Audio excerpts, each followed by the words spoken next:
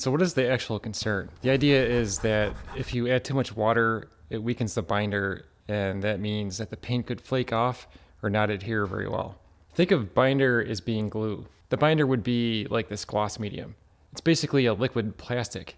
And then if you mix a dry powder into it like a pigment, that's like the glue that holds the pigment onto the canvas or onto the wood panel. It might look something like this. Here's your canvas. Here are your pigment particles. And then this red will be the binder. You have this thick layer of paint, and there's this glue that holds all the pigment particles in place. Now compare that to when you thin it out with water. For one, it's a thinner layer, and you also have water in there. And I'll represent that with these blue dots. And that means that there's less room for the binder particles. The water eventually evaporates, so you have less of the binder around the pigment particles.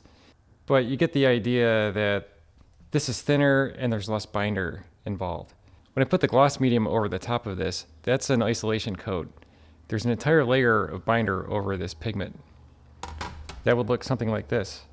It would add a thin coat over the entire layer.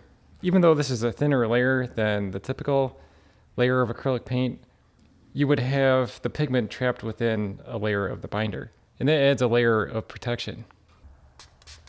Here's a clean rag, and what I'll do is wipe it over this area that I put the gloss medium over. I don't see any color coming off onto the rag. Now I'll try it on this section where there's no protection. That took quite a bit of the pigment off. So you can see the importance of putting an isolation coat down.